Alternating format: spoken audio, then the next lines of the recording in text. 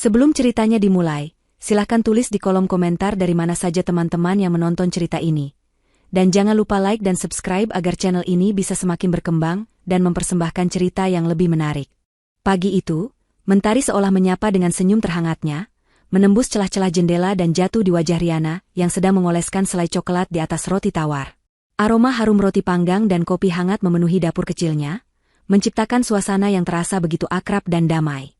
Di meja makan, sang suami, Andi, tersenyum sambil membaca koran, sesekali menyuapkan potongan sosis ke mulut putra mereka, Reno, yang berusia 5 tahun. Melihat pemandangan itu, hati Riana berdesir hangat. Sederhana, tapi inilah definisi kebahagiaan baginya. Ia tidak membutuhkan kemewahan atau gelar tinggi untuk merasa lengkap.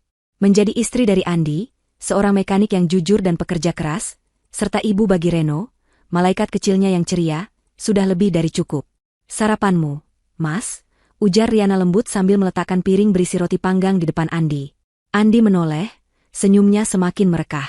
Wah, istimewa sekali pagi ini, sayang. Terima kasih. Riana hanya membalasnya dengan senyum. Ia tahu, suaminya tidak pernah memandang remeh pekerjaannya sebagai ibu rumah tangga, apalagi pendidikannya yang hanya lulusan SD. Bagi Andi, Riana adalah segalanya. Perempuan hebat yang selalu menjaga rumah dan keluarga kecil mereka dengan cinta dan ketulusan. Hubungan mereka begitu erat, seolah tak ada satupun yang bisa meruntuhkan pondasi cinta yang mereka bangun bersama. Namun, di balik kehangatan yang mereka rasakan, Riana tidak bisa memungkiri ada satu duri tajam yang selalu menusuk hatinya, sebuah bisikan yang lebih dingin dari angin pagi. Duri itu bernama Ibu Wati, ibu mertuanya. Sikap Ibu Wati tidak pernah terus terang menghina Riana di depan banyak orang, tapi setiap perkataannya bagaikan tusukan kecil yang berulang. Ia akan memuji Riana, tapi selalu diselipkan dengan sindiran. Riana ini memang menantu yang baik, ya. Masakannya enak, jago urus anak. Maklum, otaknya cuma dipakai buat itu saja, kan? Kalau untuk hal-hal yang lebih besar, ya jelas tidak mampu. Atau, untung saja Andi tidak mementingkan pendidikan, ya? Kalau tidak, mana mungkin dia mau sama kamu yang cuma lulusan SD? Setiap kali itu terjadi, Riana hanya bisa tersenyum getir, seolah-olah sindiran itu adalah bagian dari lelucon keluarga. Ia mencoba menenangkan dirinya sendiri, Ibu Wati hanya bercanda. Tapi jauh di dalam hatinya, ia tahu itu bukan lelucon. Itu adalah penghinaan, sebuah pengingat pahit tentang masa lalunya yang terpaksa berhenti sekolah karena keterbatasan biaya. Sore itu, suasana di rumah Ibu Wati terasa sedikit berbeda. Ini adalah acara arisan bulanan, dan rumah Ibu Wati dipenuhi oleh tawa para tetangga dan kerabat. Riana datang bersama Andi dan Reno, membawa kue buatan tangannya sebagai hidangan. Ia memilih membuat kue lapis legit, resep warisan neneknya yang selalu berhasil memikat lidah siapa saja. Wah, Riana datang. Sambut Bu Siti, tetangga Ibu Wati. Kuenya enak sekali, Nak. Kamu memang jago masak. Riana tersenyum malu. Terima kasih, Bu Siti. Tak lama kemudian, Ibu Wati muncul dari dapur, senyumnya terukir lebar saat melihat Riana. Ya, begitulah. Riana ini memang andalannya urusan dapur, kata Ibu Wati sambil melirik Riana. Punya menantu kayak Riana itu enak. Gampang diatur, tidak banyak maunya. Tidak seperti menantu-menantu orang kaya di luar sana, yang maunya cuma foya-foya dan malas-malasan. Riana tahu, itu adalah pujian berbalut sindiran. Pujian itu hanya akan bertahan sampai Ibu Wati menemukan celah untuk kembali merendahkannya. Benar saja, saat beberapa ibu-ibu arisan mulai membicarakan tentang karir anak-anak mereka yang berpendidikan tinggi, Ibu Wati dengan cepat mengambil alih pembicaraan. Anak saya, Andini, sekarang sudah jadi manajer di sebuah bank besar.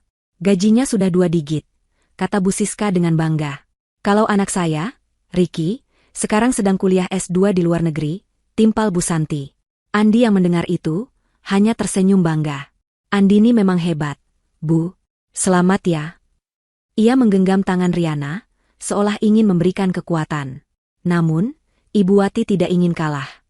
Ia menoleh ke arah Riana, lalu menatap semua tamu arisan dengan sorot mata meremehkan. Nah, kalau menantu saya ini beda dari yang lain, ujar Ibu Wati dengan nada bicara yang dibuat-buat merendah. Dia cuma lulusan SD. Jangankan jadi manajer, baca laporan keuangan saja mungkin tidak mengerti. Tapi ya sudahlah, namanya juga jodoh. Yang penting dia bisa mengurus anak saya dan cucu saya. Tidak perlu pintar-pintar, takutnya nanti malah ngelawan sama orang tua. lanjutnya sambil tertawa kecil, diikuti oleh beberapa ibu yang juga ikut tertawa canggung. Tawa itu terdengar seperti ribuan pisau yang menusuk tepat di ulu hati Riana. Wajahnya yang semula cerah, kini pucat pasi. Ia bisa merasakan mata-mata para tetangga menatapnya dengan tatapan kasihan. Sebuah perasaan malu yang amat sangat menjalar di seluruh tubuhnya.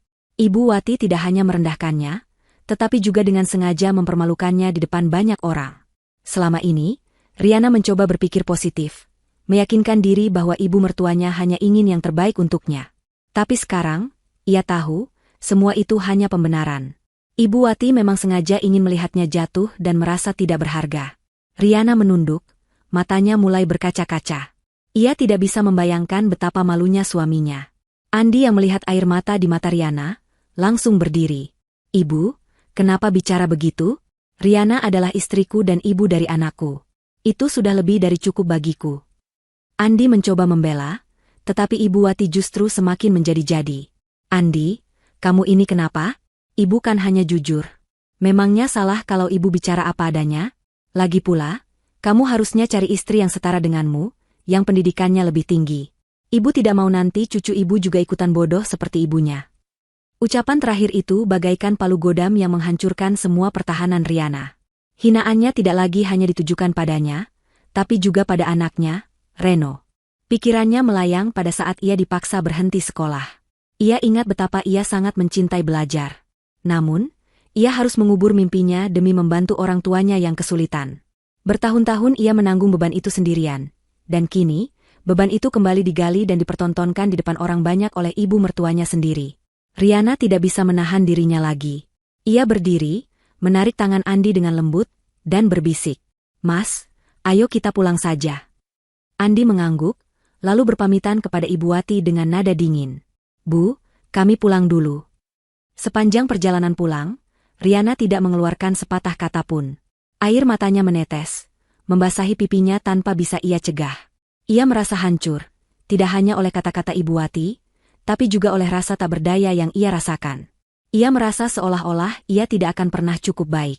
Tidak peduli seberapa keras ia berusaha menjadi istri dan ibu yang sempurna, di mata Ibu Wati, ia akan selalu menjadi menantu lulusan SD yang tidak pantas.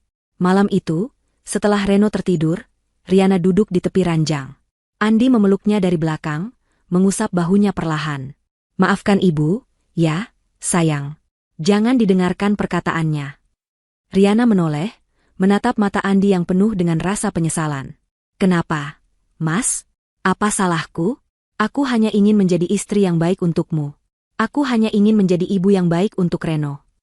Kamu sudah menjadi yang terbaik, Riana. Jangan pernah meragukan itu." Riana memeluk Andi erat. Meskipun pelukan suaminya terasa hangat, ia tahu bahwa luka di hatinya terlalu dalam untuk bisa disembuhkan dalam semalam. Pagi berganti sore, dan sore berganti malam, tetapi luka di hati Riana tak kunjung sembuh. Perkataan Ibu Wati di acara arisan 2 hari lalu masih terngiang-ngiang bagai kaset rusak. Hinaannya bukan sekadar kata-kata kosong, melainkan sebuah pengkhianatan dari orang yang seharusnya menjadi keluarga. Riana merasa terasing di rumah mertuanya sendiri. Setiap langkah yang ia ambil, setiap senyum yang ia paksakan, terasa berat dan palsu. Ia mencoba melupakan, tetapi rasa sakit itu selalu kembali, terutama saat ia menatap wajah Reno, putranya. "Anak saya juga akan ikutan bodoh seperti ibunya." Kalimat itu seolah menjadi mantra paling mengerikan yang pernah Riana dengar. Ia tidak bisa membiarkan anaknya menjadi korban dari hinaan yang ia terima. Ia mencintai Reno lebih dari apapun, dan ia tidak akan pernah membiarkan masa depan putranya direnggut oleh ketidakadilan yang sama. Malam itu, Andi mencoba menghibur Riana. Ia membelai rambut istrinya dengan lembut. "Lupakan saja, ya. Ibu memang begitu. Jangan dimasukkan ke hati." "Bagaimana aku bisa lupa, Mas? Apa yang ibu katakan itu menyakitkan. Bukan cuma untukku, tapi untuk Reno juga. Apa ibu tidak sadar, dia sudah bisa mengerti sedikit demi sedikit." Riana tidak bisa menahan air matanya lagi. "Aku takut, Mas. Aku takut Reno akan tumbuh besar dengan mendengar hinaan yang sama. Aku tidak mau dia malu punya ibu sepertiku." Andi memeluknya erat. "Reno tidak akan pernah malu punya ibu sepertimu. Dia bangga, sama sepertiku. Kamu wanita paling kuat yang pernah aku kenal." Namun, ucapan Andi, sehangat apapun itu, tidak mampu memadamkan api yang kini membara di dada Riana. Ia menyadari, selama ini ia hanya bersemban di balik bayangan Andi, berharap suaminya bisa menjadi perisai yang melindunginya. Tapi ia tahu, perisai itu tidak akan pernah cukup. Luka itu akan selalu ada, dan Ibu Wati tidak akan pernah berhenti. Ia harus mengambil tindakan. 1 minggu kemudian, kabar bahagia datang. Andi, berkat kerja kerasnya, berhasil mendapatkan promosi menjadi kepala mekanik di bengkel tempatnya bekerja. Gaji yang diterima naik berlipat ganda, dan ia mendapat bonus yang cukup besar. Ibu Wati, tentu saja, sangat bangga. Ia segera merencanakan acara syukuran kecil di rumahnya, mengundang seluruh keluarga dan tetangga dekat. Acara ini seolah menjadi panggung baru bagi Ibu Wati untuk memamerkan kesuksesan anaknya. Pada malam acara, Riana mengenakan gamis sederhana tetapi rapi. Ia membantu menyiapkan hidangan bersama beberapa kerabat. Tentu saja, ia tak luput dari pengawasan Ibu Wati yang sibuk hilir mudik. Andi itu memang pintar. Ya, otaknya encer. Pantas saja bisa cepat naik jabatan, ujar Ibu Wati kepada para tamu. Nah, makanya saya bilang, kalau mau cari jodoh itu lihat-lihat. Cari yang sepadan. Kalau tidak sepadan, ya kasihan anaknya. Nanti kalau bapaknya pintar, ibunya bodoh, anaknya bingung mau ikut yang mana. Riana yang sedang menata piring-piring di meja, merasakan jantungnya berdebar kencang. Ia tahu, kata-kata itu ditujukan padanya. Ia mencoba menarik napas dalam-dalam, mengabaikannya. Ini adalah malam bahagia untuk Andi, ia tidak boleh merusaknya. Acara berjalan lancar. Andi memberikan pidato singkat yang berisi ucapan terima kasih kepada semua orang, termasuk Riana yang selalu menjadi pendukung setianya. Saat Andi mengucapkan kalimat, semua ini tidak mungkin terjadi tanpa dukungan istri saya, Riana. Ia menoleh dan tersenyum tulus pada Riana. Riana membalas senyum itu, matanya berkaca-kaca. Hatinya kembali hangat, seolah semua caci maki Ibu Wati tidak pernah terjadi. Namun, kebahagiaan itu hanya bertahan sesaat. Di tengah suasana penuh keakraban, salah seorang tamu, seorang bibi dari pihak Ibu Wati, bertanya pada Andi. Andi, kamu sudah punya rumah sendiri kan sekarang? Bukankah sudah saatnya kalian pindah? Kalian kan sudah punya anak juga. Andi tersenyum canggung. Belum, Bi. Masih nabung. Saat itulah, Ibu Wati kembali mengambil alih pembicaraan. Ia menatap Riana, sorot matanya kini bukan lagi meremehkan, melainkan penuh kebencian yang terang-terangan. Memangnya gampang, Bu, beli rumah di Jakarta? Apalagi kalau cuma satu yang bekerja. Kalau istrinya pintar, bisa bantu kerja, mungkin sudah dari dulu mereka pindah. Tapi kalau cuma bisa masak dan cuci piring, mana bisa punya tabungan banyak. Ucapan itu membuat seluruh ruangan hening. Para tamu mulai saling berbisik, sementara Riana merasa darahnya berdesir dingin. Ibu Wati kini tidak lagi memakai topeng basa-basi. Ia menyerang Riana secara frontal, tanpa tedeng aling-aling. Maaf, Bu, tapi apa yang Ibu katakan itu tidak pantas, ujar Andi, suaranya terdengar tegas. Riana sudah menjadi istri yang baik, ibu yang baik. Itu sudah lebih dari cukup. Cukup? Apa yang cukup? Andi, kamu lihat teman-temanmu. Istri mereka punya gelar, bekerja di kantor, bisa membantu perekonomian keluarga. Tapi istrimu, cuma lulusan SD. Nanti kalau kamu kenapa-kenapa, siapa yang bisa mengurusnya? Dia tidak akan bisa bertahan hidup sendirian. Dia tidak punya modal apa-apa. Ibu Wati melanjutkan, nadanya meninggi. Kamu pikir ibu bangga punya menantu yang tidak punya ijazah? Aku selalu malu setiap kali ditanya oleh teman-temanku. Menantu kamu kerjanya apa? Aku harus bilang apa? Cuma ibu rumah tangga? Riana mendengarkan setiap kata-kata kejam itu, hatinya remuk redam. Ia menatap wajah Ibu Wati. Wanita yang seharusnya menjadi ibunya, yang seharusnya menyayanginya, kini terang-terangan merendahkannya di depan seluruh keluarga besar. Matanya tidak lagi menunjukkan kesedihan, tetapi sebuah kekosongan yang dingin. Tiba-tiba, ia menyadari sesuatu. Selama ini, ia terlalu fokus pada rasa sakitnya, pada tangisan, dan pada permohonan agar Ibu Wati berubah. Tetapi Ibu Wati tidak akan pernah berubah. Kebencian di hatinya terlalu dalam. Seolah-olah sebuah tirai tebal terbuka, Riana kini melihat segalanya dengan jelas. Ibu Wati bukan hanya tidak menyukainya, tetapi juga melihatnya sebagai simbol kegagalan. Ia melihat Riana sebagai noda di dalam keluarga, sesuatu yang harus disembunyikan dan dimaafkan. Dan Riana muak dengan semua itu. Ia muak dengan tatapan kasihan, muak dengan hinaan yang tiada henti, dan muak dengan air mata yang selalu menetes. Di tengah keheningan yang mencekam, Riana perlahan mengangkat wajahnya. Ia tidak menunduk lagi. Ia menatap lurus ke arah Ibu Wati. Matanya tidak lagi dipenuhi air mata, melainkan sebuah tekad yang membara. Ia bisa merasakan tatapan Andi yang khawatir dan bisik-bisik para tamu, tetapi ia tidak peduli. Seluruh dunia seolah lenyap, menyisakan dirinya dan Ibu Wati. "Ya, benar, Bu," kata Riana, suaranya tenang tapi tajam, mengejutkan semua orang. "Saya memang hanya lulusan SD. Tapi saya tidak akan membiarkan itu menjadi alasan untuk saya diremehkan." Ibu Wati tertawa sinis. "Lalu kamu mau apa? Mau jualan nasi uduk? Haha. Kamu pikir mudah? Jangan mimpi." Riana tidak membalas. Ia hanya menatap Ibu Wati dengan sorot mata yang tak terbaca, sebuah sorot mata yang penuh dengan janji yang menakutkan. Di dalam hatinya, ia berbisik pada dirinya sendiri, pada Ibu Wati, dan pada takdir yang selama ini merendahkannya. "Ini adalah hari terakhir aku meneteskan air mata karena perkataanmu, Ibu Wati. Ini adalah hari terakhir aku merasa malu dengan diriku sendiri.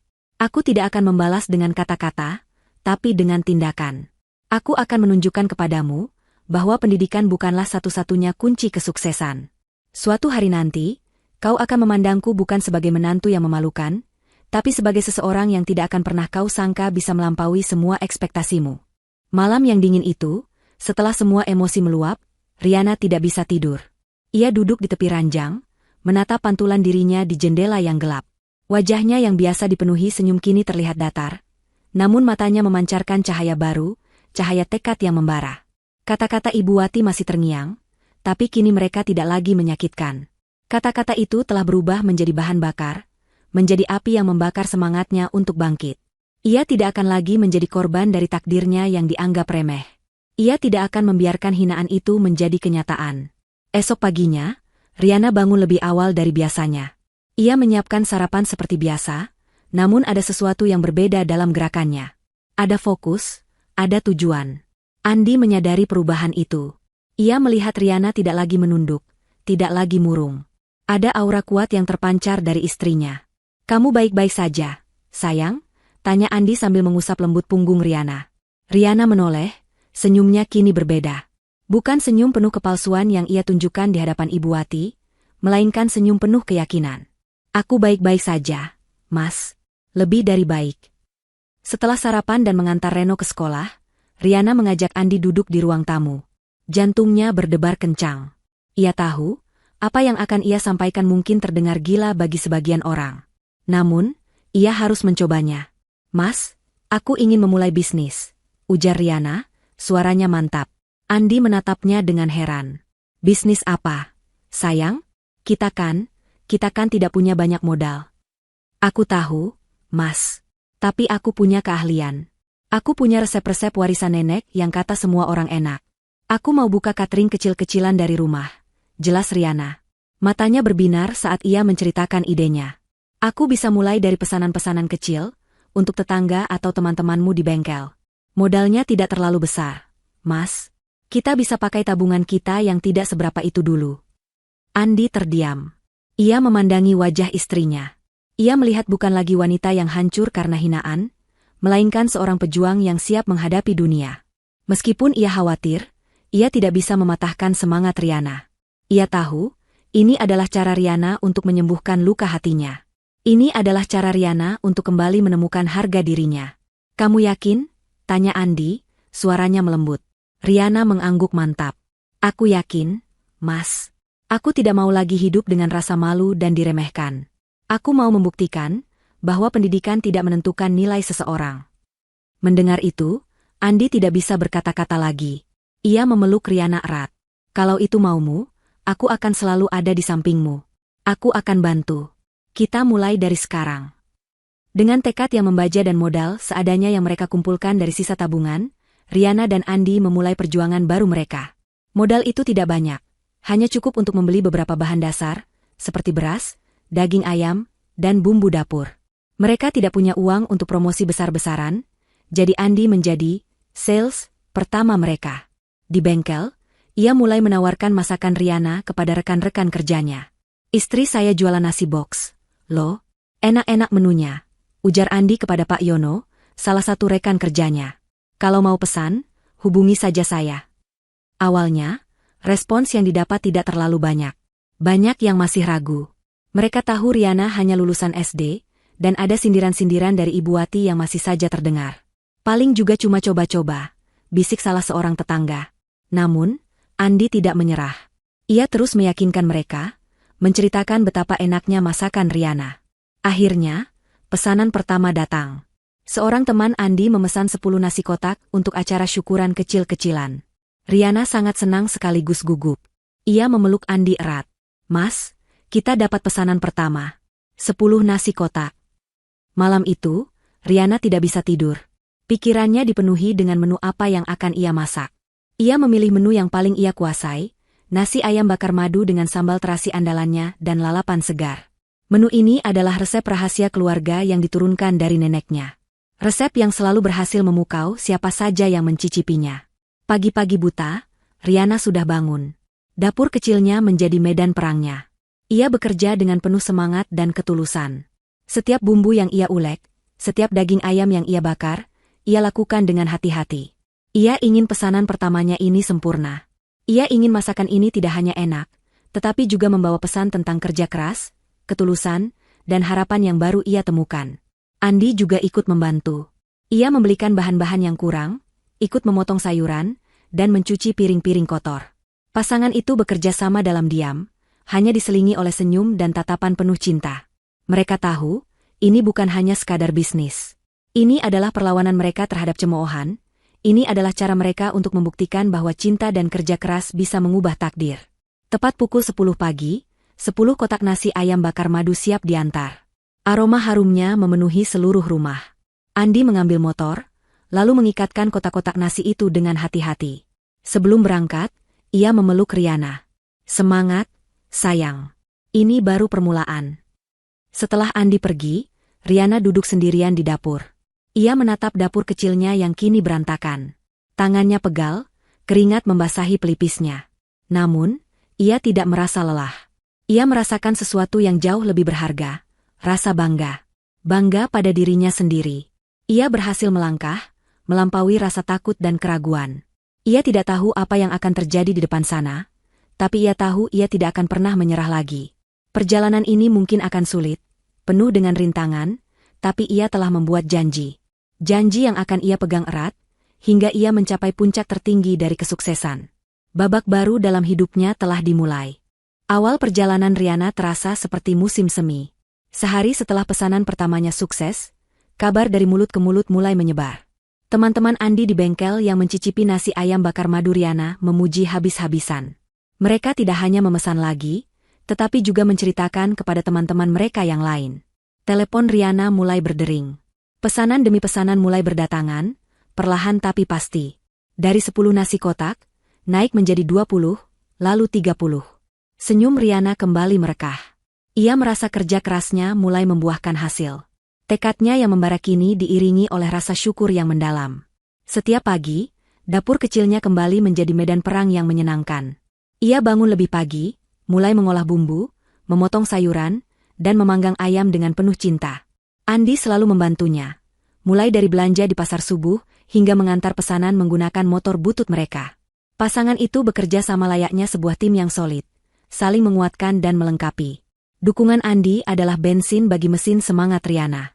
"Kamu hebat, sayang," ujar Andi suatu malam sambil memijat bahu Riana yang pegal. "Aku bangga padamu." Riana hanya tersenyum. "Ini semua berkat kamu juga, Mas.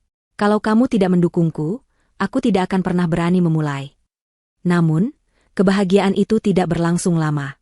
Pepatah mengatakan, membangun lebih sulit daripada merobohkan. Dalam dunia bisnis, Riana akan segera belajar arti sesungguhnya dari kata-kata itu. Cobaan pertama datang saat ia mendapatkan pesanan besar yang paling ia nantikan, 100 nasi kotak untuk acara syukuran kantor. Riana merasa di awan. Ia segera membeli semua bahan-bahan dengan uang tunai yang ia dan Andi kumpulkan. Ia menghabiskan sebagian besar modal yang mereka miliki untuk pesanan ini, berharap keuntungan besar yang akan datang. Ia bekerja sepanjang hari dan malam, ditemani Andi. Aroma wangi masakan memenuhi seluruh rumah. 100 nasi kotak telah siap, menunggu untuk diantar keesokan paginya. Riana tidak bisa tidur, hatinya terlalu dipenuhi dengan harapan. Ini akan menjadi titik balik bagi mereka. Namun, Keesokan paginya, telepon berdering. Riana mengangkatnya dengan semangat, berharap akan mendapatkan pujian dari pelanggan pertamanya yang sangat besar. Namun, suara di seberang sana terdengar ragu. "Maaf, Bu Riana. Saya minta maaf sekali. Acara di kantor kami dibatalkan mendadak. Jadi pesanan nasinya juga dibatalkan." Mendengar itu, dunia Riana seolah runtuh. Telepon jatuh dari tangannya. Ia menatap ratusan nasi kotak yang sudah siap di atas meja. 100 porsi yang sudah dimasak dengan keringat dan cinta, kini tak ada yang mau membelinya. Riana merasa kosong. Ia tidak hanya kehilangan uang, tetapi juga harapannya. Seluruh modal yang ia miliki habis. Andi, yang melihat istrinya terpukul, segera memeluknya. "Tidak apa-apa, sayang. Kita pasti bisa mencari jalan keluarnya." Tapi mencari jalan keluar tidak semudah mengucapkannya. Mereka mencoba menjual nasi-nasi itu kepada tetangga, tetapi tidak ada yang mau membeli dalam jumlah banyak. Riana terpaksa membagikan sebagian besar nasi kotak itu kepada para tetangga dan panti asuhan, dengan sisa yang mereka makan sendiri selama beberapa hari. Hati Riana perih. Ini adalah kerugian finansial yang besar, tapi yang lebih menyakitkan adalah kerugian semangatnya. Cobaan ini menjadi kesempatan emas bagi Ibu Wati untuk kembali melontarkan hinaan. Ia datang ke rumah Riana, melihat sisa-sisa nasi kotak yang masih menumpuk di dapur, dan tersenyum sinis. "Sudah Ibu bilang, kan? Kamu pikir gampang jualan? Jualan itu tidak bisa cuma pakai nekat. Kamu tidak punya pendidikan, tidak punya ilmu bisnis. Makanya tidak bisa sukses. Sekarang bagaimana? Uangnya sudah habis, kan? Kembali lagi ke nol." Kata-kata Ibu Wati seperti tusukan belati.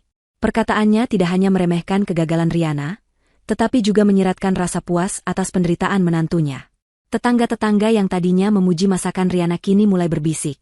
"Sudah kuduga. Usaha orang tidak berpendidikan mana mungkin berhasil." Riana kembali ke titik terendah. Ia merenung, bertanya-tanya apakah Ibu Wati benar. Apakah ia memang tidak punya kemampuan? Apakah ia harus menyerah? Untuk beberapa saat, ia bahkan berpikir untuk kembali menjadi ibu rumah tangga biasa, mengubur dalam-dalam mimpinya. Air mata kembali mengalir, tetapi kali ini berbeda. Ini bukan air mata kesedihan, melainkan air mata frustrasi. Melihat Riana yang hampir menyerah, Andi tidak tinggal diam. Suatu malam, ia datang menghampiri Riana dengan sebuah amplop di tangannya. "Ini, sayang. Ini adalah sisa bonus promosi kemarin. Aku mau kamu pakai untuk modal. Mulai lagi, ya." Riana terkejut. "Tapi, Mas, ini kan uangmu." "Uangmu juga. Kita kan satu tim. Jangan menyerah, sayang. Jangan biarkan perkataan Ibu Wati menang," ujar Andi, matanya memancarkan ketulusan. "Aku percaya padamu. Semua orang pernah gagal. Yang membedakan orang sukses dan orang gagal adalah seberapa cepat mereka bangkit." Kata-kata Andi bagaikan siraman air sejuk di tengah api yang membara. Riana menatap suaminya, lalu memeluknya erat.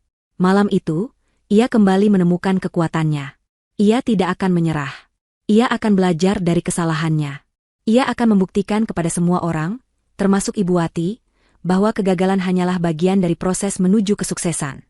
Keesokan harinya, Riana bangun lebih pagi. Ia menggunakan uang sisa bonus Andi untuk membeli bahan-bahan seadanya. Ia tidak memulai dengan pesanan besar, tetapi dengan pesanan kecil dari beberapa tetangga yang masih percaya padanya. Ia mulai belajar mencatat setiap pengeluaran, menghitung modal dan keuntungan dengan lebih teliti. Ia tidak hanya memasak, tetapi juga mulai belajar menjadi seorang pengusaha, meskipun hanya lulusan SD. Perjuangan itu tidak mudah. Harga bahan pokok naik, kadang ia harus mencari pemasok baru yang lebih murah. Beberapa pelanggan membatalkan pesanan di menit-menit terakhir. Sindiran dari Ibu Wati dan tetangga juga masih ia dengar, namun kali ini Riana tidak lagi membiarkan itu merobohkan semangatnya. Ia menjadikan hinaan itu sebagai cambuk, sebagai motivasi untuk terus maju. Riana tidak tahu apa yang menantinya di masa depan, tetapi ia tahu satu hal, ia tidak akan pernah menyerah. Kegagalan hari ini akan menjadi guru terbaiknya. Dengan hati yang penuh semangat dan tekad baja, ia melanjutkan perjalanannya, selangkah demi selangkah, maju melewati setiap rintangan yang menghadang, membuktikan bahwa ia jauh lebih kuat dari apa yang orang lain pikirkan. Waktu kini terasa bergerak lebih cepat bagi Riana. Siang dan malam seolah menyatu, menjadi siklus tanpa henti yang hanya diisi oleh suara wajan berdenting, aroma bumbu yang ditumis, dan bisikan lirih mesin penanak nasi. Setelah kegagalan besar yang nyaris menghancurkan semangatnya, Riana bangkit dengan tekad yang lebih kuat. Ia belajar dari kesalahannya, mulai mencatat setiap pengeluaran, dan mengatur pesanan dengan lebih hati-hati. Bisnis catering kecilnya perlahan tapi pasti, kembali menggeliat. Pelanggan-pelanggan setia yang percaya pada masakan lezatnya mulai kembali. Namun, kebangkitan ini harus dibayar dengan pengorbanan yang tak ternilai harganya. Riana bekerja tanpa henti. Saat matahari belum terbit, ia sudah berada di dapur, sibuk menyiapkan bahan. Ketika Andi dan Reno baru memulai hari, sarapan sudah tersaji. Saat Reno pulang sekolah, ia sudah harus kembali ke dapur untuk menyiapkan pesanan makan siang. Waktu istirahat menjadi barang mewah yang tidak lagi ia miliki. Tidurnya hanya beberapa jam, seringkali terpotong oleh rencana menu atau ide-ide baru yang tiba-tiba muncul di kepalanya. Suatu sore, Reno menghampirinya di dapur. Matanya yang polos menatap ibunya dengan penuh harap. "Mama, ayo main bola. Kita sudah lama tidak main di taman," rengeknya sambil memegang sebuah bola plastik berwarna-warni. Hati Riana terasa tercubit. Ia melihat tumpukan bumbu yang harus diulek, daging ayam yang menunggu untuk dimarinasi, dan pesanan nasi kotak yang harus siap dalam 2 jam. Ia menatap Reno, putranya yang paling ia cintai, dan sebuah rasa bersalah yang amat dalam menyeruak di dadanya. Ia ingin sekali mengatakan, "Ya," tetapi ia tidak bisa. "Maaf, sayang. Mama lagi sibuk." "Nanti ya, kalau sudah selesai," jawab Riana, berusaha tersenyum. Raut wajah Reno berubah sendu. Ia meletakkan bolanya di lantai, lalu melangkah lesu menuju ruang tamu. Pemandangan itu bagaikan ribuan jarum yang menusuk hati Riana. Air matanya nyaris menetes. Namun ia buru-buru menyekanya dengan ujung jilbab. Ia tidak punya waktu untuk menangis. Ia harus kuat. Semua ini, ia lakukan demi masa depan Reno. Ia ingin putranya bangga pada ibunya, bukan malu seperti yang Ibu Wati katakan. Ia ingin Reno memiliki kehidupan yang lebih baik, di mana ia bisa memiliki pendidikan tinggi dan tidak akan pernah diremehkan oleh siapapun. Tentu saja, ia tidak sendirian. Suaminya, Andi, adalah pahlawan tanpa tanda jasanya. Andi kini mengambil alih peran yang biasanya dilakukan Riana. Ia yang menjemput Reno dari sekolah, ia yang membantu Reno mengerjakan PR, dan ia yang menemani Reno bermain bola di halaman. Setiap kali Riana merasa lelah atau putus asa, Andi selalu ada. Suatu malam, Riana tertidur di meja makan, kepalanya di atas tumpukan bon belanja. Andi datang, menyelimutinya dengan jaketnya, lalu menggendongnya ke kamar. Riana terbangun saat Andi membaringkannya perlahan di ranjang. "Kenapa, Mas? Aku belum selesai menghitung pengeluaran hari ini," ucap Riana dengan suara serak. Andi tersenyum lembut. "Sudah, sayang. Biar aku yang selesaikan. Kamu istirahat saja." Riana merasa bersalah. Ia melihat wajah Andi yang juga terlihat lelah. "Mas, kamu juga pasti capek. Aku minta maaf. Aku merasa seperti aku tidak becus mengurus rumah tangga dan anak kita lagi." Andi duduk di sampingnya, mengusap rambut Riana dengan penuh kasih. "Jangan bicara begitu. Kamu adalah istri dan ibu terbaik di dunia. Kamu tidak usah khawatir soal Reno. Dia mengerti kalau ibunya sedang berjuang. Dia selalu bangga menceritakan ke teman-temannya kalau ibunya adalah chef hebat." Mendengar itu, air mata Riana akhirnya tumpah.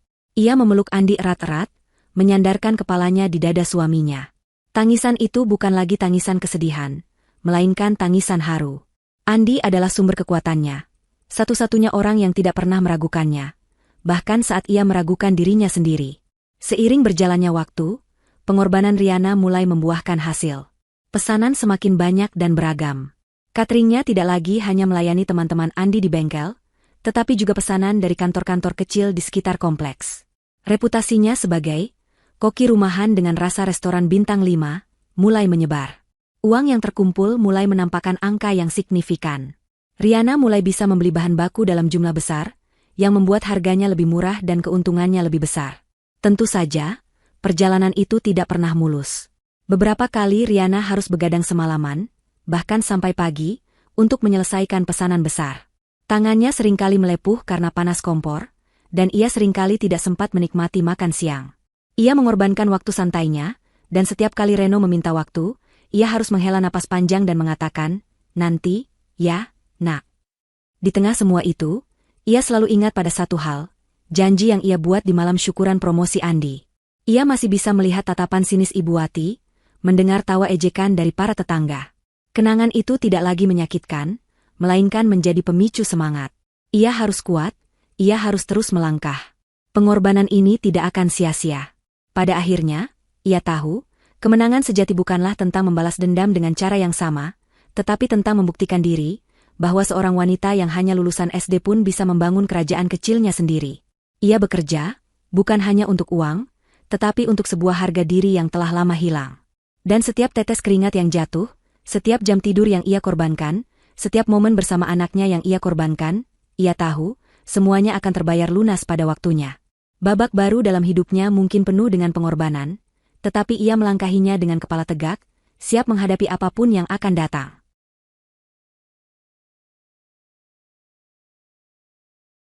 Waktu berjalan begitu cepat, dan setiap hari bagi Riana adalah babak baru dalam kisah perjuangannya.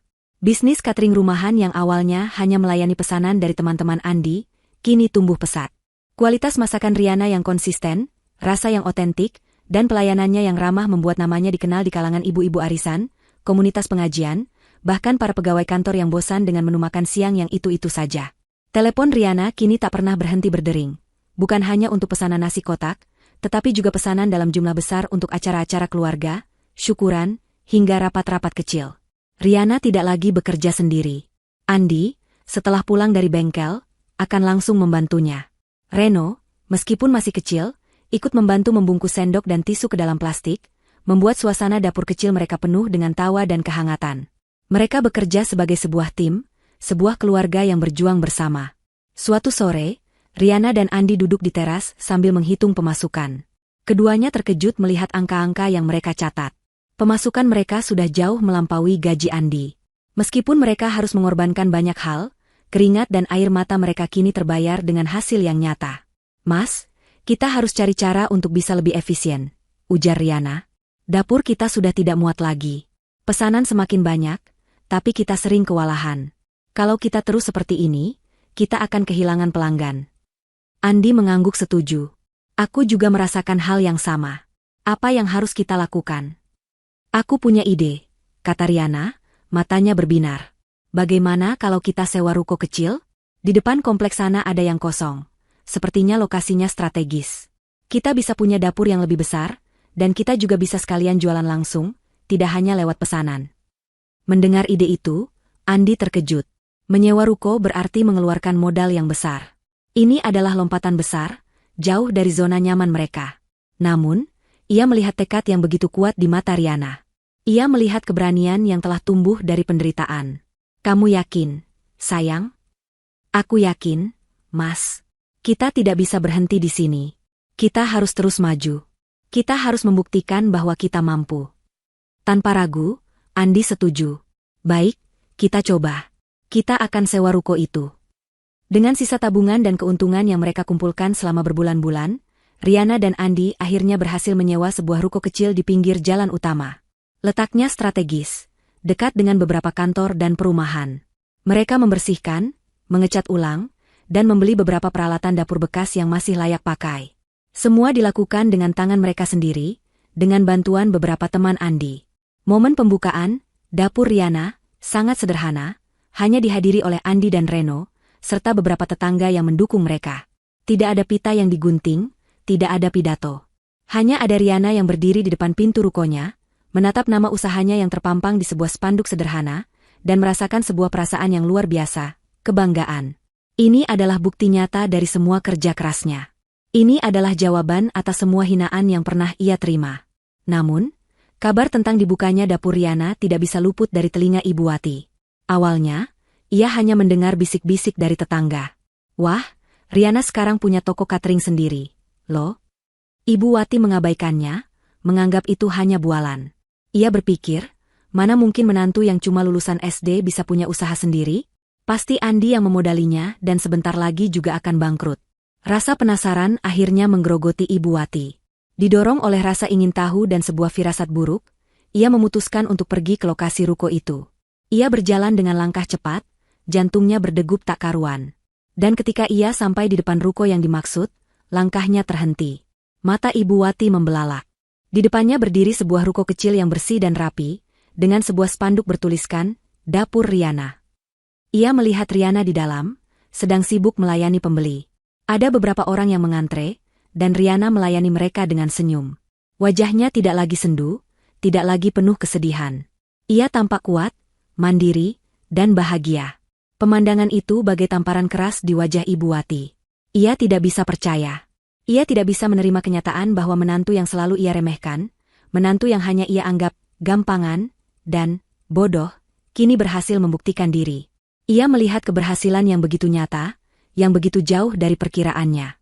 Semua sindirannya, semua hinaannya, kini berbalik menjadi debu di hadapan kenyataan. Dengan hati yang membara dan penuh rasa iri, Ibu Wati masuk ke dalam ruko. Ia berdiri di pojok ruangan, menunggu Riana selesai melayani pembeli terakhir. Ketika Riana melihatnya, senyumnya sedikit memudar, namun ia tetap bersikap ramah. "Ibu, ada perlu apa?" tanya Riana sopan.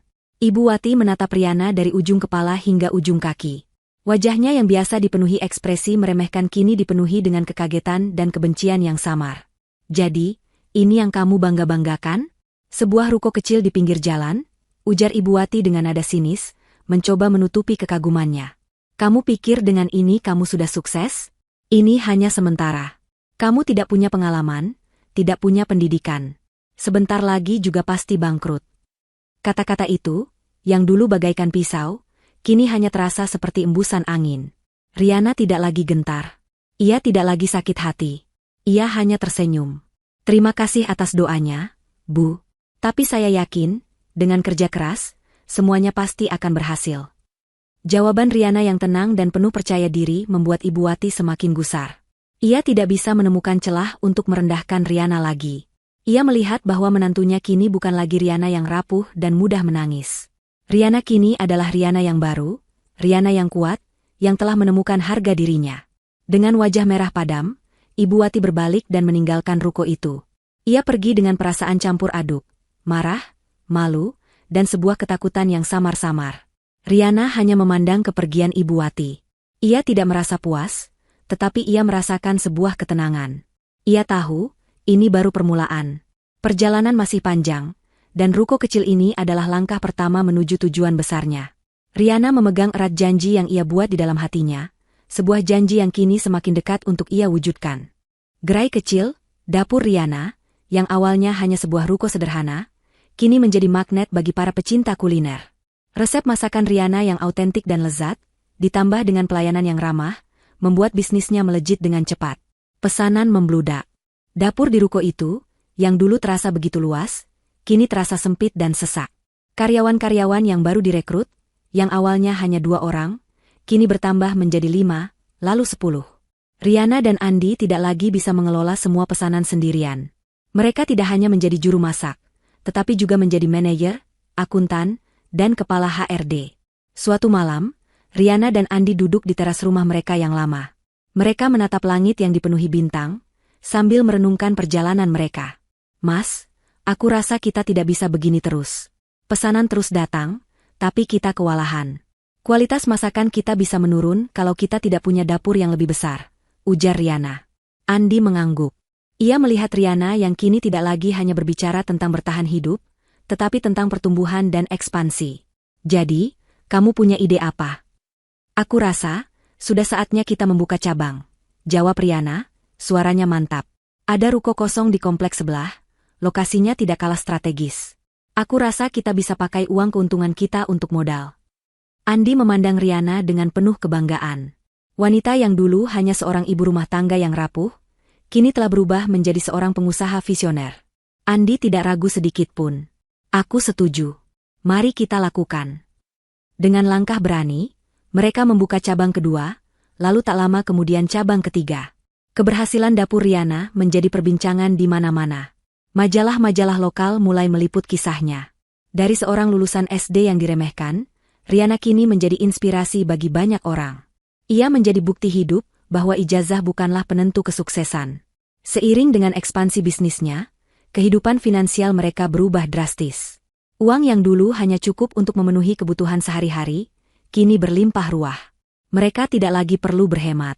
Uang hasil jerih payah Riana tidak hanya digunakan untuk mengembangkan bisnis, tetapi juga untuk memberikan kehidupan yang lebih baik bagi keluarganya. Suatu hari, Andi membawa Riana dan Reno ke sebuah kawasan perumahan mewah. Riana memandang rumah-rumah megah yang berjejer rapi, terkejut dan bingung. "Ada apa, Mas?" Kenapa kita kesini? Andi tersenyum misterius. Ada yang ingin aku tunjukkan padamu. Andi menuntun Riana ke depan sebuah rumah 2 lantai yang cantik, dengan taman mungil dan garasi yang luas. Ia mengeluarkan sebuah kunci dan membukakan pintu rumah itu. Selamat datang di rumah baru kita, sayang. Riana berdiri terpaku di depan pintu, matanya dipenuhi air mata. Ia melihat setiap sudut rumah itu, dari ruang tamu yang luas, dapur yang modern, hingga kamar-kamar tidur yang nyaman. Rumah ini adalah antitesis dari rumah lama mereka yang sederhana, penuh dengan kenangan pahit dan cemoohan. Di rumah ini, tidak ada lagi bisikan yang menyakitkan, tidak ada lagi tatapan meremehkan. Di sini, hanya ada harapan dan kebahagiaan. Mas, ini terlalu mewah, ujar Riana dengan suara tercekat. Andi memeluknya erat. Tidak ada yang terlalu mewah untuk istri dan anakku yang hebat. Kamu pantas mendapatkan semua ini, Riana. Semua ini adalah hasil kerja kerasmu. Riana teringat saat Ibu Wati mengejeknya karena tidak bisa membeli rumah. Ia teringat bagaimana ia harus bekerja siang dan malam di dapur kecil mereka yang sempit. Air mata haru itu mengalir, bukan karena sedih, melainkan karena kebahagiaan yang tak terkira. Tak lama setelah mereka pindah, Andi kembali memberikan kejutan. Ia membawa Riana ke sebuah dealer mobil. Di sana, terparkir sebuah mobil mewah berwarna putih, dengan pita merah yang melingkar di kap mesinnya. Mas, ini? Tanya Riana, tidak percaya. Ini hadiah dariku untukmu. Untuk istri yang sudah bekerja keras dan berkorban untuk keluarga kita, kata Andi, menyerahkan kunci mobil. Sekarang kamu tidak perlu lagi kepanasan naik motor saat belanja bahan baku. Riana menatap mobil itu, lalu menatap Andi. Ia merasakan cinta dan ketulusan suaminya yang begitu besar. Ia tahu, di tengah semua kesuksesan ini, Andi tidak pernah berubah. Ia tetap menjadi pria sederhana yang setia, yang menjadi satu-satunya sandaran dan kekuatannya. Kisah Riana menjadi legenda. Dari ibu rumah tangga yang diremehkan, kini ia menjadi seorang pengusaha sukses. Ia berhasil mengubah nasib keluarganya, membeli rumah impian, dan memiliki mobil mewah, yang semuanya ia raih dengan keringat dan kerja kerasnya sendiri. Kabar tentang kesuksesan Riana tentu saja sampai di telinga Ibu Wati. Ia mendengar dari para tetangga tentang rumah baru Riana, tentang mobil mewah, dan tentang beberapa cabang catering yang kini dikelola oleh menantunya. Awalnya, ia tidak percaya. Ia pikir itu hanya gosip. Namun, ketika ia melihat sendiri Riana mengendarai mobil barunya saat menjemput Reno, hatinya seolah dihantam batu. Ekspresi Ibu Wati tidak lagi sinis, melainkan penuh dengan kekagetan, kekaguman yang tersembunyi, dan rasa iri yang amat sangat. Ia melihat Riana, wanita yang dulu ia anggap tidak berharga, kini berdiri di puncak kesuksesan, melampaui semua ekspektasi yang pernah ada. Kebencian di hatinya perlahan mulai digantikan oleh penyesalan yang samar-samar. Ia tahu, semua yang ia ucapkan di masa lalu, kini telah kembali, menghantui dirinya. Dan ia tahu, babak baru dalam hidupnya akan segera dimulai, babak di mana ia harus berhadapan dengan kenyataan bahwa menantu yang ia buang, kini menjadi permata yang paling bersinar. Kabar tentang kesuksesan Riana menyebar lebih cepat dari api yang membakar padang ilalang. Dapur Riana kini memiliki 3 cabang yang ramai dikunjungi, mempekerjakan puluhan karyawan, dan menghasilkan omzet yang fantastis. Riana yang dulu dipandang sebelah mata, kini menjadi sosok pengusaha muda yang dihormati. Ia dan Andi tidak lagi tinggal di rumah lama yang sederhana, melainkan di sebuah rumah mewah di kawasan elit. Garasi mereka pun kini diisi oleh mobil baru yang mengkilap, simbol nyata dari keberhasilan mereka. Di sisi lain, Ibu Wati masih tinggal di rumah lamanya. Rumah yang dulu terasa nyaman, kini terasa sempit dan penuh kenangan yang menghantui. Setiap kali ia melihat mobil mewah yang lewat di depan rumahnya, hatinya berdesir. Ia tahu, mobil itu adalah milik menantunya, wanita yang dulu ia hina habis-habisan. Ia mendengar bisik-bisik tetangga yang kini memuji Riana. Wah, Riana hebat, ya. Dulu diremehkan, sekarang sukses besar. Anak Ibu Wati beruntung sekali punya istri seperti Riana. Hinaannya di masa lalu kini berbalik menghantam dirinya sendiri, bagaikan bumerang yang kembali dengan kekuatan ganda. Rasa malu, iri, dan penyesalan mulai menggerogoti hatinya. Ia tidak bisa lagi berbangga dengan status sosialnya yang lebih tinggi dari Riana. Posisi Riana sebagai menantu yang sukses kini membuatnya merasa terpojok dan tidak berharga. Ibu Wati sadar, ia tidak bisa lagi menggunakan taktik lama. Hinaannya tidak mempan, bahkan justru menjadi pemicu kesuksesan Riana. Ia harus mengubah strateginya. Perlahan tapi pasti, Ibu Wati mulai melancarkan taktik baru. Suatu sore, Ia datang berkunjung ke rumah baru Riana. Ia datang dengan dandanan yang rapi dan membawa beberapa kue. Riana, meskipun terkejut, tetap menyambutnya dengan sopan. Hati Riana berdesir, merasakan sebuah firasat yang tidak menyenangkan. Ia teringat akan semua hinaan yang pernah ia terima, dan ia tahu, keramahan Ibu Wati ini bukanlah keramahan yang tulus. "Wah, Riana, rumahmu bagus sekali, ya?" ujar Ibu Wati sambil menatap takjub seisi rumah. Matanya menjelajahi setiap sudut ruangan, dari sofa kulit yang mahal hingga lampu gantung kristal yang mewah. Tidak menyangka, menantu ibu yang dulu cuma bisa masak di dapur kecil, sekarang bisa punya rumah sebesar ini. Kalimat itu, meskipun terdengar seperti pujian, masih menyimpan nada meremehkan yang familiar bagi Riana. Namun, Riana tidak terpancing. Ia hanya tersenyum tipis. "Terima kasih, Bu." Ibu Wati tidak menyerah. Ia mulai memuji Riana di depan orang lain. Suatu hari, di sebuah acara syukuran kecil di rumah tetangga, Ibu Wati tiba-tiba saja memeluk Riana di depan semua orang. "Lihat ini, Riana, menantu saya yang paling hebat," seru Ibu Wati dengan suara yang dibuat-buat gembira. "Ibu bangga sekali padamu, Nak. Kamu itu sudah seperti anak ibu sendiri. Siapa sangka, kamu yang cuma lulusan SD, sekarang suksesnya luar biasa.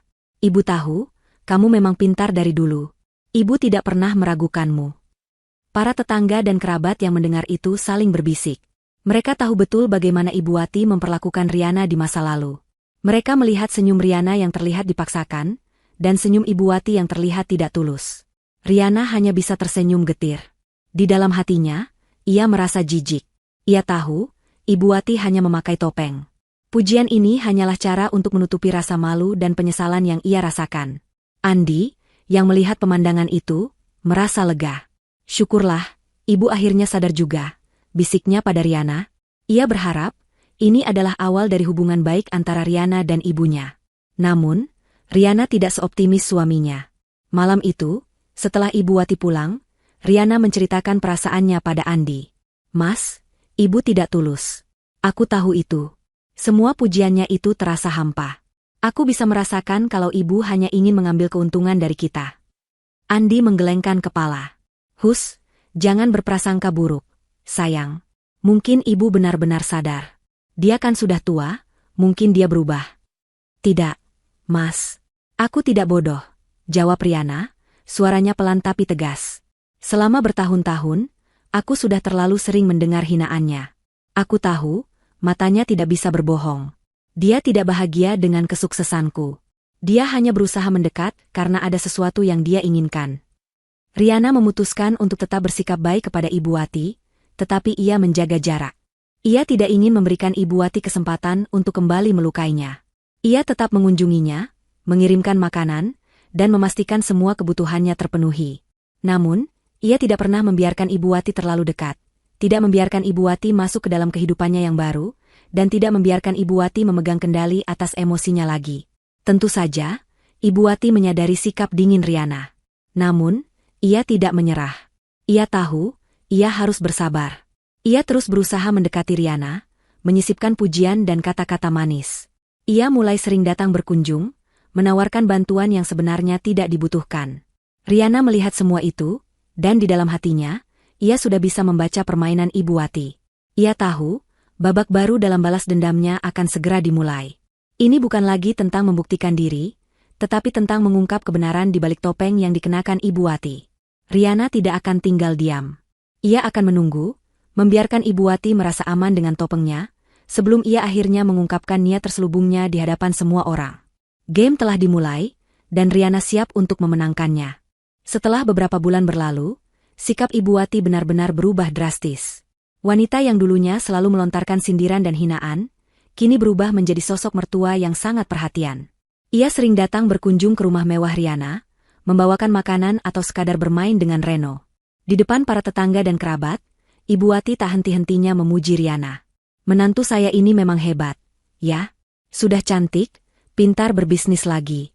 Ibu bangga sekali padanya." Pujian-pujian itu terdengar aneh dan tidak wajar di telinga Riana. Ia tidak pernah terbuai. Sejak awal, Riana sudah tahu bahwa semua itu hanyalah topeng. Riana tidak bodoh. Ia bisa melihat rasa iri yang tersembunyi di balik senyum Ibu Wati, dan ia bisa merasakan kebencian yang samar-samar di balik setiap kata manis yang diucapkan. Hati Riana tidak bisa melupakan semua luka yang Ibu Wati torehkan, dan instingnya mengatakan bahwa ada niat tersembunyi di balik perubahan sikap ini. Meskipun begitu, Riana tetap bersikap baik. Ia melayani Ibu Wati dengan sopan, mengirimkan makanan dari cateringnya, dan memastikan semua kebutuhan Ibu Wati terpenuhi. Namun, ia tidak pernah membiarkan Ibu Wati masuk lebih jauh ke dalam kehidupan pribadinya.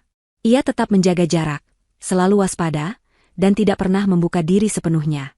Sikap Riana yang dingin tapi sopan membuat Ibu Wati sedikit kesal. Ia merasa usahanya sia-sia. Riana tidak memberikan respons yang ia harapkan, yaitu pujian balik dan keterbukaan. Ibu Wati sadar, ia harus meningkatkan taktiknya. Ia harus mengambil langkah yang lebih berani. Suatu sore, saat Andi sedang tidak di rumah, Ibu Wati datang berkunjung. Kali ini, ia datang dengan wajah muram. "Riana, Ibu boleh minta tolong?" tanyanya dengan suara pelan. Riana mempersilakannya duduk, hatinya berdebar kencang. Ia tahu, inilah saatnya. "Tolong apa, Bu?" Ibu Wati mulai menceritakan sebuah kisah yang penuh kesedihan. Ia bercerita tentang hutang kakaknya yang menumpuk karena bisnisnya bangkrut. Kakak Ibu terancam kehilangan rumah. Nak, Ibu tidak tega melihatnya.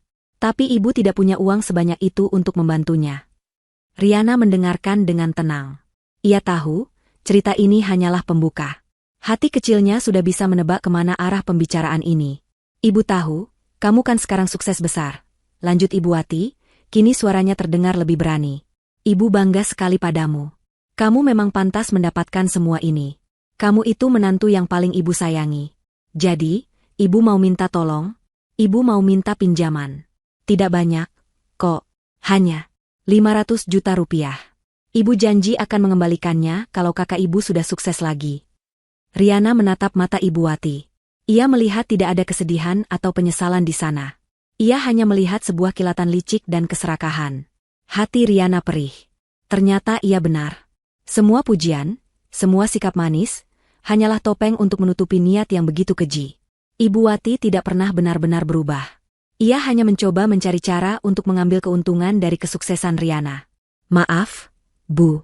Saya tidak bisa," jawab Riana dengan suara tenang tapi tegas. Ekspresi Ibu Wati langsung berubah. Senyumnya lenyap, digantikan oleh kerutan amarah. "Kenapa tidak bisa? Apa kamu lupa? Ibu ini mertuamu?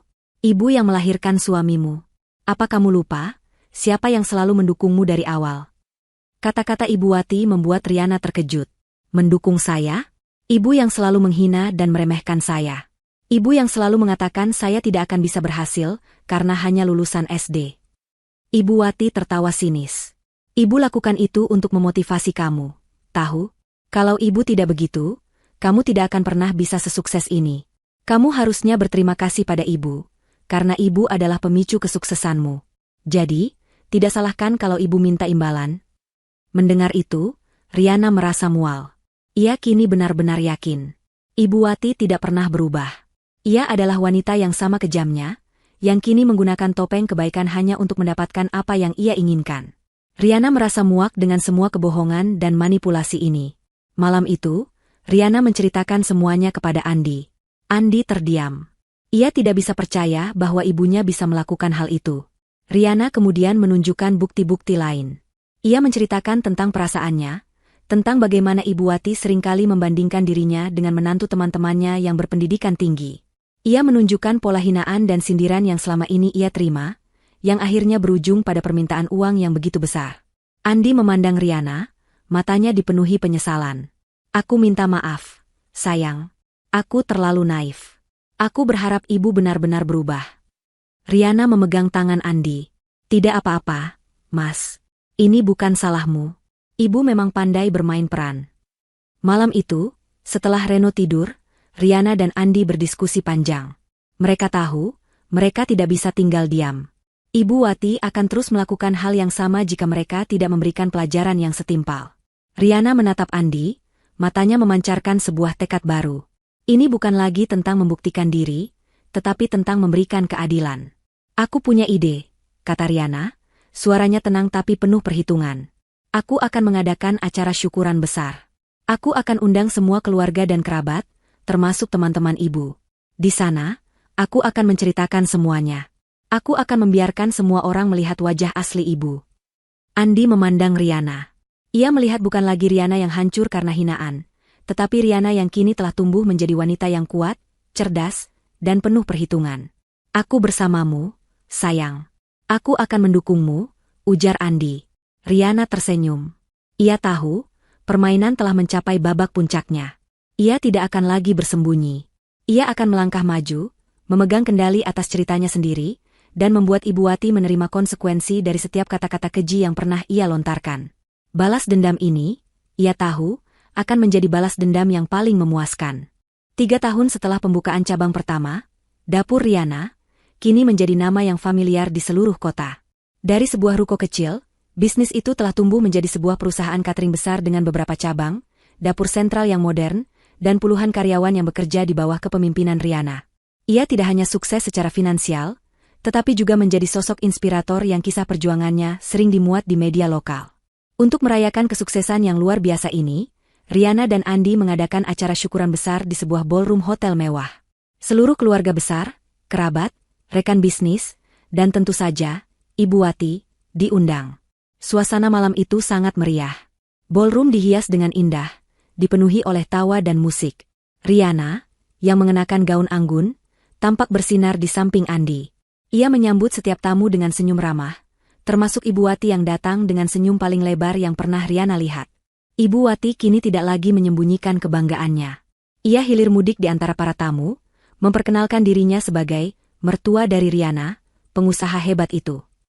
Menantu saya ini memang cerdas dari dulu. Saya sudah tahu, dia pasti akan sukses besar, ujar Ibu Wati dengan nada sombong kepada salah seorang kerabatnya. Makanya, saya selalu mendukungnya. Saya yang menyemangati dia untuk tidak menyerah. Saya adalah pemicu kesuksesannya. Setiap perkataan Ibu Wati bagaikan pisau yang memutar kembali luka lama di hati Riana. Namun, Riana tidak lagi rapuh. Ia menatap Ibu Wati dengan sorot mata yang dingin, matanya kini dipenuhi dengan ketegasan yang tak tergoyahkan. Ia tahu, ini adalah saatnya. Ini adalah panggung terakhir dari drama yang telah ia jalani selama bertahun-tahun. Di tengah acara, pembawa acara mengundang Riana untuk memberikan pidato. Tepuk tangan riuh menyambutnya saat ia melangkah ke atas panggung. Ibu Wati tersenyum puas, seolah Riana berada di atas sana berkat dirinya. Riana berdiri di depan mikrofon. Ia tidak terburu-buru. Ia menatap semua orang di ruangan itu, dari Andi dan Reno yang tersenyum bangga di barisan depan, hingga Ibu Wati yang kini menyandarkan diri di kursi dengan penuh kepuasan. Selamat malam semuanya. Riana memulai, suaranya tenang tapi menggema di seluruh ruangan. Pertama-tama, saya ingin mengucapkan terima kasih kepada suami saya, Andi, yang telah menjadi pendukung setia saya dari awal. Tanpa dia, saya tidak akan bisa berada di sini. Tepuk tangan bergemuruh, namun Riana terus melanjutkan. Saya juga ingin berterima kasih kepada semua karyawan saya, rekan bisnis, dan juga pelanggan-pelanggan setia yang telah percaya pada saya. Kesuksesan ini bukanlah milik saya sendiri, tapi milik kita semua. Setelah mengucapkan terima kasih, Riana menarik napas dalam-dalam. Sorot matanya kini tertuju pada Ibu Wati. Ketegangan samar-samar mulai menyelimuti ruangan. Beberapa tahun yang lalu, Riana memulai, suaranya kini terdengar lebih personal. Saya adalah seorang ibu rumah tangga biasa yang hanya lulusan SD. Saya tidak punya modal, tidak punya ijazah, dan tidak punya apa-apa kecuali mimpi dan resep masakan dari nenek saya. Di masa itu, saya seringkali diremehkan. Ada orang-orang yang mengatakan bahwa pendidikan adalah segalanya. Bahwa saya tidak akan pernah bisa sukses. Bahwa saya tidak akan bisa mengurus diri sendiri jika suatu saat suami saya tidak ada. Bahkan, ada yang mengatakan bahwa anak saya akan ikut bodoh seperti ibunya. Riana menceritakan setiap hinaan yang ia terima. Ia menceritakan tentang perihnya hati saat mendengar perkataan yang menusuk, tentang air mata yang ia tumpahkan di dapur kecilnya. Riana tidak menyebut nama, tetapi setiap orang di ruangan itu, terutama para kerabat, tahu betul siapa yang ia maksud. Senyum di wajah Ibu Wati perlahan luntur. Ia mulai terlihat gelisah. Kata-kata itu, yang seharusnya menghancurkan saya, justru menjadi motivasi terbesar saya, lanjut Riana. Saya tidak ingin membalas dengan kata-kata. Saya membalasnya dengan keringat, kerja keras, dan tekad baja. Saya ingin membuktikan bahwa sebuah ijazah tidak bisa mengukur nilai seseorang. Sampai di sini, Ibu Wati masih bisa menahan diri. Ia mencoba tersenyum, seolah-olah semua yang Riana katakan adalah bagian dari lelucon. Namun, Riana belum selesai. Saya juga ingin menceritakan tentang pelajaran berharga yang saya dapatkan baru-baru ini, kata Riana, suaranya kini penuh dengan kekecewaan yang mendalam. Setelah saya sukses, orang yang paling sering menghina saya di masa lalu, tiba-tiba datang dan mengaku sebagai pendukung setia saya. Ia memuji saya di depan banyak orang, memeluk saya, dan mengatakan bahwa ia bangga pada saya. Namun, saya tahu itu hanyalah sebuah topeng. Ruangan itu hening. Semua mata kini tertuju pada Ibu Wati yang wajahnya sudah memerah padam. Topeng itu akhirnya terbuka. Riana melanjutkan, ketika orang itu datang ke rumah saya dan meminta sejumlah uang. Ia beralasan untuk membantu kerabatnya. Ia bahkan mengatakan bahwa ia pantas mendapatkan imbalan atas jasanya karena telah menjadi pemicu kesuksesan saya. Kalimat itu bagaikan petir yang menyambar. Tawa dan senyum di ruangan itu lenyap, digantikan oleh bisik-bisik dan tatapan terkejut. Riana menatap lurus ke arah Ibu Wati. Ibu Wati kini tidak bisa lagi berpura-pura. Wajahnya pucat pasi, tubuhnya gemetar. Ia tahu, semua kebohongannya telah terbongkar. Kemenangan sejati bagi saya, Riana menutup pidatonya, bukanlah saat saya berhasil mendapatkan uang dan kekuasaan. Kemenangan sejati adalah saat saya bisa membuktikan bahwa sebuah hinaan tidak bisa mendefinisikan siapa saya. Kemenangan sejati adalah saat saya berhasil menemukan diri saya yang sesungguhnya, tanpa membiarkan perkataan siapapun merenggutnya. Pidato Riana selesai. Tepuk tangan yang bergemuruh di ruangan itu terasa berbeda. Kali ini, tepuk tangan itu tidak hanya datang dari rasa kagum, tetapi juga dari rasa hormat dan simpati. Riana tidak hanya memamerkan kesuksesannya, tetapi juga membagikan kisahnya, kisah yang penuh dengan penderitaan, perjuangan, dan kemenangan yang ia raih dengan tangan sendiri. Di tengah tepuk tangan itu, Ibu Wati tidak bisa menahan diri. Ia merasa malu yang amat sangat. Semua mata menatapnya, bukan dengan rasa hormat, melainkan dengan rasa kasihan dan jijik. Semua kebanggaannya hancur, topengnya telah jatuh. Ia kini berdiri sendirian, terpojok, dan kalah. Ia tahu, ia tidak hanya kehilangan kehormatan di depan orang banyak, tetapi ia juga telah kehilangan hati menantu dan anaknya. Pidato Riana selesai, namun gema dari setiap kata-katanya masih terasa kuat di seluruh ruangan. Tepuk tangan riuh yang mengiringi akhir pidatonya terasa berbeda. Bukan lagi tepuk tangan kagum atas kesuksesan, melainkan tepuk tangan hormat atas keberanian dan kejujuran. Riana berdiri di atas panggung, menatap wajah-wajah yang dipenuhi dengan empati dan kekaguman. Namun, matanya tidak bisa lepas dari satu sosok di kerumunan, Ibu Wati. Ibu Wati kini terlihat seperti patung lilin yang mulai meleleh. Wajahnya yang semula memerah padam kini pucat pasi, dan tubuhnya bergetar tak terkendali. Ia merasa semua mata di ruangan itu tertuju padanya. Ia bisa merasakan tatapan para tetangga dan kerabatnya, tatapan yang dulu penuh dengan pujian, kini berubah menjadi tatapan kasihan dan penghakiman. Ia mencoba lari, mencoba bersembunyi, namun kakinya seolah terpaku pada lantai. Di dalam hatinya, sebuah badai besar sedang mengamuk. Harga dirinya yang selama ini ia junjung tinggi kini hancur berkeping-keping. Ia teringat semua perkataan kejam yang pernah ia lontarkan. Anak ibu akan ikut bodoh seperti ibunya.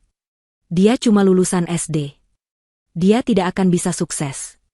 Setiap kata itu kini berbalik menjadi cambuk yang menyakitkan.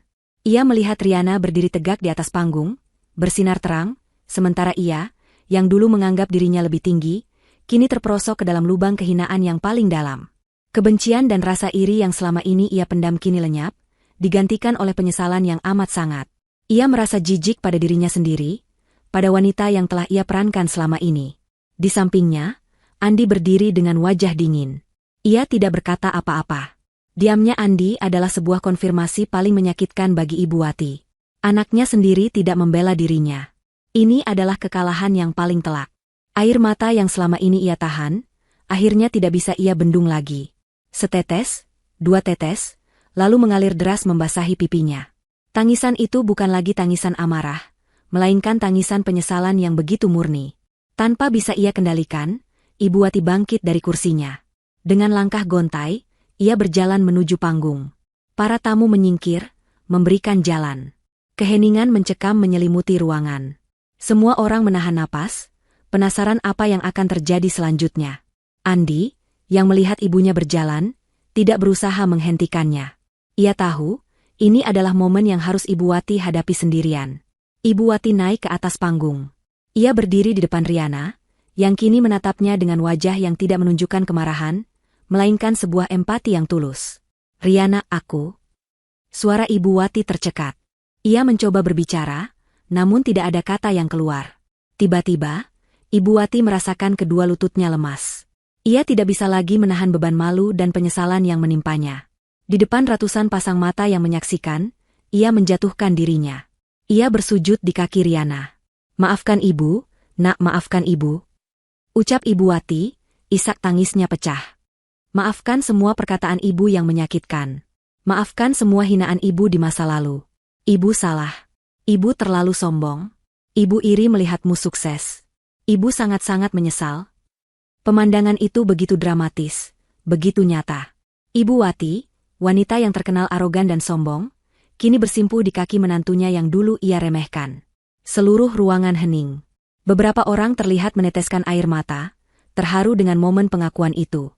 Riana tidak menyangka akan melihat pemandangan ini. Ia tidak pernah menginginkan Ibu Wati bersujud di kakinya. Ia hanya ingin Ibu Wati menyadari kesalahannya. Dengan air mata yang juga mulai mengalir, Riana berlutut di hadapan Ibu Wati. Ia memegang pundak mertuanya, mencoba mengangkatnya. Bu, bangun, Bu. Jangan begini," bisik Riana lembut. "Saya sudah memaafkan ibu dari dulu." Namun, Ibu Wati tetap bersujud. "Tidak, ibu tidak pantas dimaafkan. Ibu sudah sangat jahat padamu. Kau pantas mendapatkan semua kesuksesan ini, Riana. Kau adalah wanita yang kuat. Ibu yang bodoh, ibu yang tidak berharga." Riana akhirnya berhasil mengangkat Ibu Wati, memeluknya erat-erat. Di tengah pelukan itu, tangisan Riana pecah. Bukan tangisan sedih, melainkan tangisan kelegaan. Luka di hatinya yang ia simpan selama bertahun-tahun kini terasa sembuh. Dendamnya tidak lagi membara, melainkan telah padam. Kemenangan sejati yang ia raih bukanlah saat ia berhasil mempermalukan Ibu Wati, tetapi saat ia bisa memaafkan. Andi, yang menyaksikan semua itu, kini naik ke atas panggung. Ia memeluk ibu dan istrinya. 3 orang itu berpelukan di atas panggung, di hadapan ratusan orang. Riana tahu, ini adalah akhir dari babak yang paling menyakitkan dalam hidupnya. Ia telah berhasil membuktikan dirinya, mendapatkan kembali harga dirinya, dan kini, ia berhasil mendapatkan kembali keluarganya. Momen itu menjadi penutup yang mengharukan dari acara syukuran. Kisah Riana tidak hanya menginspirasi banyak orang tentang bagaimana meraih kesuksesan, tetapi juga mengajarkan tentang arti memaafkan yang sesungguhnya. Ia memenangkan pertempuran melawan hinaan, melawan kegagalan, dan yang paling sulit, ia memenangkan pertempuran melawan hatinya sendiri. Riana tidak lagi menjadi wanita yang dihina. Ia kini adalah Riana, seorang pejuang, pengusaha sukses, dan wanita yang memiliki hati sebesar samudra. Babak baru yang lebih bahagia kini telah menunggunya. Setelah malam syukuran yang penuh haru itu, ada sebuah keheningan yang berbeda yang menyelimuti keluarga Riana. Keheningan itu bukanlah keheningan yang canggung atau dipenuhi ketegangan, melainkan keheningan yang damai, seperti badai besar yang akhirnya mereda. Ibu Wati, yang dulunya penuh dengan arogansi dan sindiran, kini menjadi sosok yang lebih lembut. Ia tidak lagi sering datang berkunjung dengan tujuan tersembunyi, melainkan datang dengan hati yang tulus. Ia sering bermain dengan Reno, memasakkan masakan kesukaan Andi, dan sesekali membantu Riana di dapur, bukan dengan kritik, melainkan dengan pujian dan saran yang membangun. Di dalam hati Riana, tidak ada lagi jejak-jejak dendam. Ia tulus memaafkan Ibu Wati. Ia tahu, permintaan maaf Ibu Wati di hadapan banyak orang adalah sebuah pengakuan yang paling jujur, pengakuan yang datang dari hati yang telah hancur dan diperbaiki. Riana sadar, kemenangan sejati bukanlah ketika ia berhasil membuat orang lain malu, tetapi ketika ia berhasil membebaskan hatinya sendiri dari rasa sakit dan kebencian. Suatu sore, Riana duduk di teras rumahnya yang luas, menikmati secangkir teh hangat. Ibu Wati datang dan duduk di sampingnya, matanya menatap pemandangan halaman yang asri. "Riana," ujar Ibu Wati dengan suara yang pelan, "ibu tidak akan pernah bisa melupakan apa yang sudah ibu lakukan padamu. Ibu berharap kamu benar-benar memaafkan ibu." Riana tersenyum, lalu menggenggam tangan Ibu Wati. Tangan yang dulu terasa dingin dan penuh penghinaan, kini terasa hangat dan rapuh. "Ibu, saya sudah memaafkan ibu. Jujur, saya tidak pernah membenci ibu. Saya hanya lelah dengan semua hinaan itu. Tapi sekarang, semuanya sudah berlalu. Yang penting, ibu sudah menyadari kesalahan ibu. Itu yang membuat saya bahagia." Mendengar itu, mata Ibu Wati berkaca-kaca. Ia tidak pernah menyangka, Riana akan memiliki hati sebesar itu. Ia yang dulu penuh dengan kebencian, kini merasakan cinta dan kasih sayang yang tulus dari menantunya. Kehidupan Riana kini terasa sempurna. Ia telah berhasil membuktikan kepada dunia bahwa kesuksesan tidak ditentukan oleh selembar ijazah. Kisahnya menjadi inspirasi bagi banyak orang. Ia sering diundang untuk menjadi pembicara di seminar-seminar kewirausahaan, menceritakan perjalanannya dari seorang lulusan SD yang diremehkan menjadi seorang pengusaha sukses. Setiap kali ia berbicara, ia selalu menekankan bahwa hal terpenting dalam hidup adalah tekad, kerja keras, dan keyakinan pada diri sendiri. Saya tidak punya pendidikan formal yang tinggi, ujar Riana di salah satu seminar, suaranya mantap dan penuh keyakinan. Tapi saya punya tekad yang kuat. Saya punya semangat untuk belajar. Setiap hari adalah sekolah bagi saya. Kegagalan adalah guru terbaik saya. Dan yang paling penting, saya tidak membiarkan kata-kata orang lain mendefinisikan siapa diri saya. Kita semua berhak untuk sukses, tidak peduli apapun latar belakang kita. Kisah Riana menjadi bukti nyata bahwa setiap orang memiliki potensi yang luar biasa di dalam diri mereka, yang hanya butuh keberanian untuk digali. Ia tidak hanya mengubah nasibnya sendiri, tetapi juga memberikan harapan bagi ribuan orang lain yang merasa tidak berharga karena keterbatasan yang mereka miliki. Bisnisnya terus berkembang. Ia membuka beberapa cabang baru di kota lain, dan perusahaannya kini mempekerjakan ratusan karyawan. Ia memastikan setiap karyawannya diperlakukan dengan adil dan dihargai, karena ia tahu betul bagaimana rasanya diremehkan. Dapur Riana tidak hanya menjadi tempat makan, tetapi juga menjadi tempat di mana banyak orang menemukan pekerjaan, kebahagiaan, dan harga diri. Malam itu, Riana duduk di teras rumah barunya yang luas, memandangi bintang-bintang. Di sampingnya, Andi memeluknya erat. Mereka menyaksikan Reno, putra mereka, bermain dengan Ibu Wati di taman. Tawa riang Reno dan senyum tulus Ibu Wati membuat hati Riana penuh dengan kebahagiaan yang sempurna. Riana menoleh ke arah Andi. "Mas, terima kasih untuk semuanya. Kamu sudah menjadi suami dan ayah yang luar biasa." Andi tersenyum, mencium kening Riana. "Terima kasih kembali, sayang.